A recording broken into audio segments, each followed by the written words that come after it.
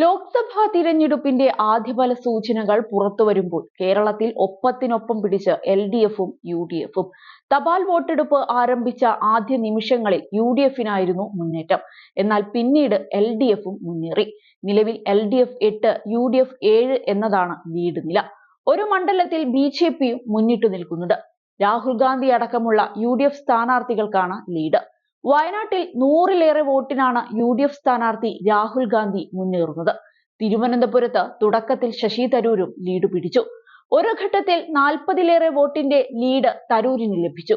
എന്നാൽ നിലവിൽ ലീഡ് NDAയ്ക്കാണ്. കൊല്ലത്ത് LDF സ്ഥാനാർത്ഥി M മുകേഷാണ് തപാൽ വോട്ടിൽ ലീഡ് പിടിച്ചത്. LDF വിജയം പ്രതീക്ഷിക്കുന്ന ആറ്റിങ്ങലിൽ V ജോയിയാണ് നിലവിൽ മുന്നേറുന്നത്. തുടക്കത്തിൽ UDFിനായിരുന്നു മുന്നേറ്റം. ഇടുക്കിയിൽ 1000-ലേറെ വോട്ടിന്റെ ലീഡാണ് UDFിനുള്ളത്. പത്തനംതിട്ടയിൽ ആദ്യ ലീഡ് ലഭിച്ചത് തോമസ് ഐസക്കിനാണ്. ശക്തമായ ത്രികോണ മത്സരം നടന്ന മണ്ഡലമാണ് ഇത്. കോട്ടയത്ത് ആദ്യം ലീഡ് പിടിച്ചത് UDF സ്ഥാനാർത്ഥി ഫ്രാൻസിസ് ജോർജാണ്. എറണാകുളത്തേക്ക് എത്തിയപ്പോൾ UDF പ്രതീക്ഷിച്ചതുപോലെ ഹൈബി ഈഡൻ ലീഡ് പിടിച്ചു. ആലത്തൂരിലേക്ക് വരുമ്പോൾ ഇടത് സ്ഥാനാർത്ഥി K രാധാകൃഷ്ണനാണ് ലീഡ്. കോഴിക്കോട് UDF സ്ഥാനാർത്ഥി MK രാഘവനും കാസർഗോഡ് LDFിനുമാണ് ലീഡ്.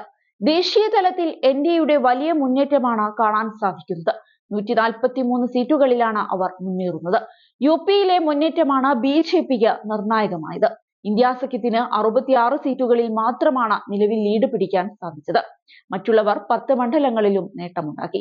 അതേസമയം ലോക്സഭാ തിരഞ്ഞെടുപ്പിൽ കേരളത്തിൽ ഏറ്റവും അധികം പേർ ആവേശത്തോടെ കാത്തിരിക്കുന്ന ഫലമാണ് വടകരയിലേത്. സിറ്റിംഗ് സീറ്റ് നിലനിർത്താൻ കോൺഗ്രസും സീറ്റ് പിടിച്ചെടുക്കാൻ CPMും എന്നതിനേക്കാൾ ഉപരി തീവ്രമായ രാഷ്ട്രീയവും വ്യക്തിപരവും കൂടിയായ പോരാട്ടമാണ് വടകരയിലേത്. LDFിനായി KK ശൈലജയും UDFിനായി ഷാഫി പറമ്പിലുമാണ് മത്സര രംഗത്ത്. രണ്ടുപേരും MLAമാരാണ്. അതിനാൽ തന്നെ ഫലം എന്ത് തന്നെയായാലും കേരളത്തിൽ ഒരു ഉപതെരഞ്ഞെടുപ്പ് നടക്കും എന്നതിൽ സംശയം വേണ്ട. NDAയ്ക്കായി പ്രഫുൽ കൃഷ്ണ മത്സരിക്കുന്നുണ്ടെങ്കിലും നില മെച്ചപ്പെടുത്താൻ മാത്രമായിരിക്കും ശ്രമിക്കുക. വോട്ടെടുപ്പിന് ശേഷവും വടകരയിലെ ആരോപണ പ്രത്യാരോപണങ്ങൾക്ക് അന്ത്യമായിട്ടില്ല. അശ്ലീല വീഡിയോ വിവാദവും കാഫിർ വിവാദവുമെല്ലാമായി കത്തി നിൽക്കുകയാണ് വടകര. സംസ്ഥാനത്തെ 20 ലോക്സഭാ മണ്ഡലങ്ങളിൽ ഏറ്റവും അധികം പോളിംഗ് നടന്നത് വടകര മണ്ഡലത്തിലാണ്. 78.41% വടകരയിലെ പോളിംഗ്. കണ്ണൂർ ജില്ലയിലെ 2 നിയമസഭാ മണ്ഡലങ്ങളും കോഴിക്കോട് ജില്ലയിലെ 5 നിയമസഭാ മണ്ഡലങ്ങളും ഉൾപ്പെടുന്നതാണ് വടകര ലോക്സഭാ മണ്ഡലം. ഇത്തവണ ഏറ്റവും കൂടുതൽ പേർ ഉറ്റുനോക്കുന്നത് വടകരയിലേക്കാണ്. ഫലമറിയാൻ ഇനി വെറും മണിക്കൂറുകൾ മാത്രമാണുള്ളത്.